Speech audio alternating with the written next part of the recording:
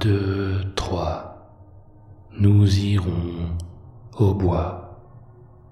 4, 5, 6, cueillir des cerises. 7, 8, 9, dans nos paniers neufs. D'abord, son panier, il n'était même pas neuf, il était même très vieux.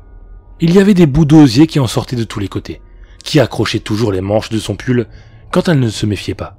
En plus, on y mettait des pommes de terre et pas des cerises, de grosses patates aux formes bizarres, qui sentaient les champs et la pluie, et dont la peau ridée ressemblait à celle du vieil Émile, le boiteux du village. Pourtant, elle était sûre que maman savait en faire une délicieuse purée, mouillée de lait et de crème, avec un petit peu de beurre en plus, pour le père surtout, qui aimait une goûteuse petite flaque jaune au creux de sa platée. C'était marrant comme des choses aussi laides que des patates pouvaient devenir aussi bonnes en passant par les mains de maman. Peut-être que la tante Adélaïde, qui ne trouvait pas de mari tellement elle était vilaine, devrait aussi venir voir la mère. Comme ça, elle pourrait aussi être transformée. Mais en quoi ? Elle ne savait pas. Ce n'était pas si simple. D'ailleurs, rien n'était simple. Mélanie se remit à chantonner, et les paroles de la comptine s'envolaient au-dessus du chemin, et au-dessus des prés brillants de rosée. Le matin se levait à peine, et toutes les araignées engluées dans leur toile la regardaient passer depuis les buissons qui bordaient la route. 1, 2, 3, nous irons au bois. Elle n'allait pas au bois, mais à la ferme de l'Antonin. Il vivait avec sa femme seulement, sans enfants, juste après le moulin. Pour y arriver, il fallait contourner la maison du pendu. Rien que ce nom la faisait frissonner d'ailleurs. Elle croyait toujours apercevoir par les écorchures de la bâtisse une tête noire et pourrie, avec une langue verte et gonflée. Elle se sentait déjà lourde de peur à l'idée de regarder tout ce silence, cette habitation toute vide, comme les coquilles d'escargot qu'elle trouvait parfois près du ruisseau. Elle savait que ses yeux se tourneraient malgré elle, qu'il faudrait qu'elle jette un regard instinctif. Pourtant, il fallait bien ramener le lait, qui pèserait dans ses petites mains, l'anse du seau métallique marquant de rouge la pliure de ses doigts. Maman l'attendait pour préparer le repas du matin des hommes qui partaient travailler. Le père plongeait toujours sa large face dans son bol et la crème venait se pendre au bout de sa moustache. Puis, il aspirait de profondes coulées qui soulevaient sa pomme d'Adam. Et Mélanie regardait ce petit morceau saillant du cou monter et descendre en rythme. Le chemin fuyait devant elle, et elle aurait aimé fuir avec lui. Dans le champ labouré à sa droite, sur les crêtes de terre repliées, grasses et brunes, était posée une bande de corneilles. De leur long bec tout dur, elles fouillaient le sol retourné et en ressortaient des vers de terre étranglés. Leur corps annelé, tout humide, se contorsionnant pitoyablement sous la pression têtue de ces 2 gouttes de cornes acérées. Les oiseaux étaient à moitié aussi grands qu'elle. Ils auraient pu l'éventrer d'un seul coup, comme le père le dimanche ouvrait d'un seul coup la volaille sortant du four. Cela craquait toujours. Un petit bruit sec d'os brisé, la peau caramélisée qui cédait sous la lame du couteau, la carcasse fumante qui exhalait toutes les odeurs suaves des entrailles. Elle avait trouvé une fois l'un de ces gros oiseaux, tout raide, au bord d'un chemin. Il était mort sans aucun doute, et elle n'était pas la coupable, bien sûr. Mais si elle le savait, que ce n'était point sa faute, qu'en était-il d'eux ? Elle avait levé les yeux, et déjà tous les autres, sa famille, ses amis sûrement, la regardaient avec reproche. Alors qu'elle avait voulu l'enterrer pour leur montrer qu'elle était innocente et qu'elle voulait les aider. Mais quand elle avait finalement soulevé la dépouille, avec courage, pour lui fournir une honnête sépulture, des dizaines de fourmis lui couraient sur les bras, et elle s'était enfuie à toutes jambes en criant. Alors bien sûr, depuis, les corbeaux ne l'aimaient pas. Elle non plus ne les aimait pas. Mais elle s'obligeait à ne pas y penser, car peut-être il pouvait lire dans sa tête, et ce serait encore bien pire. Elle avançait à petits pas, et essayait de lier ses mouvements pour ne pas attirer l'attention des corneilles. Elle ne quittait pas du regard leur groupe croissant. Un hérissement désordonné de plumes ternement noires. Une collection de paires de billes oculaires, menaçantes et vides. La clôture du pré qui suivait allait aussi clôturer sa peur. Quand elle aurait dépassé cette limite, elle serait sauvée.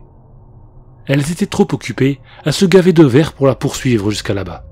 Elle-même, quand elle avait faim, elle oubliait tout. Les élèves de son école imaginaire, tout comme sa marelle ou sa corde à sauter. Elle abandonnait même l'eau froide du ruisseau, si pleine de merveilles aquatiques pour dévorer son épaisse tartine de pain beurré. Surtout que maman y mettait parfois du miel, celui qui râpe la langue et sucre la gorge encore longtemps après l'avoir avalé.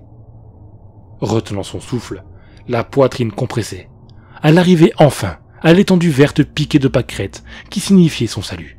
Du moins, son salut en ce qui concernait les oiseaux de malheur, car il restait une autre épreuve, celle de la confrontation avec l'Antonin. Elle n'aimait pas la façon dont il la regardait. C'était comme si elle se retrouvait nue, sous l'insistance de ses yeux globuleux, dont le blanc jaunâtre était teinté par la fumée de son éternelle gauloise qui se consumait entre ses lèvres minces. C'était comme si elle sentait réellement leur surface froide et gluante le long de sa peau. Il lui parlait toujours de trop près, de tellement près que son estomac, débordant, grosse lampée de graisse émaillotée de tricot marron, la touchait presque. Elle essayait toujours de reculer imperceptiblement, mais il la suivait toujours aussi imperceptiblement, dans l'obstination d'un animal en rut. Cette danse ne prenait fin que si la tête de sa femme apparaissait entre les battants de la porte de l'étable, comme une grotesque excroissance secrétée par le bois, sale et veiné comme celui-ci. Il tournait alors son énorme masse vers l'interruption et produisait une espèce de grognement mécontent proche de celui que faisait le pourceau quand Mélanie lui apportait son gruau. La gamine était une friandise bien plus douce que la caresse sèche de Lamartine, car cette dernière était devenue avec l'âge aussi aigrelette que du petit lait. Et lui aimait se frotter à la chair tendre, à ce petit bourgeon gonflé de jeunesse et d'innocence. C'était comme croquer dans une pomme au jardin, une chair craquante et juteuse, acide et sucrée, tout à la fois. La silhouette écrasée de la ferme se découpait enfin dans son champ de vision. Bas et grossier, le bâtiment mordait le sol de ses solides mâchoires de pierre. Maintenant, ça y était presque, et c'était tant mieux, car ses pieds lui faisaient déjà mal. Elle voyait le visage soufflé de l'Antonin, qui l'attendait, et elle ne pouvait pas faire autrement que de le fixer, en se figurant son grand nez piqueté de trous, et cette peau flétrie et écarlate, comme les caroncules d'un danon. C'est pourquoi elle ne vit pas tout de suite l'énorme corbeau, posé sur la jante du tracteur. Elle était déjà passée à une autre crainte, la crainte de l'homme et de sa répugnante lubricité, et elle avait oublié les corneilles. Un coup, au fort qu'en donnait le père, le sol et ses cailloux qui arrivaient tout à coup sur sa joue, sans qu'elle ne puisse rien faire pour se protéger le visage. 1, 2, 3, nous irons au bois. 4, 5, 6, cueillir des cerises. 7, 8, 9, dans nos paniers neufs. La chanson résonnait dans sa tête avec un rythme fou. Des coups de panier, elle essayait d'en donner pour éloigner l'oiseau, qui fonçait de nouveau sur elle, les serres écarquillées et le bec en avant. Il fallait que ça arrive. Il n'avait pas oublié ce qui s'était passé. Il était là, pour venger sa compagne ou sa fille morte. Mais elle ne pouvait rien lui expliquer. Elle ne pouvait pas lui expliquer que c'était juste un malheureux hasard, que la victime ne bougeait plus quand elle était arrivée, et qu'elle n'y était pour rien dans tout ça. Dans la vie, c'était toujours comme ça. Il était toujours si difficile de se faire comprendre. 1, 2, 3. L'oiseau lui transperça le bras. 4, 5, 6. Son sang coulait rouge, comme du sang de cerise, par des entailles aussi nettes que si elles avaient été faites au ciseau. Elle hurlait, et de la terre entrait dans sa bouche, donnant à sa terreur un goût métallique. Larmes et salive lui poissaient le visage et lui collaient ses cheveux. Tout à coup, 2 bras l'élevèrent dans les airs. Une odeur de gauloise et de sueur rance lui parvint aux narines. Enfin en sécurité. C'était fini maintenant. Elle n'avait plus rien à craindre. 1, 2, 3. Nous irons au bois. 4, 5, 6. Cueillir des cerises. 7, 8, 9. Dans nos paniers neufs. La mélodie berçait son apaisement, et dans sa bouche revenait un goût plus doux, qui chassait celui-ci âcre du cauchemar. Mais déjà, une main s'introduisait sous le volant de sa jupe, la sensation d'une peau écailleuse et sèche, comme la patte d'un corbeau, qui lui fit réaliser que le mauvais rêve ne faisait que commencer.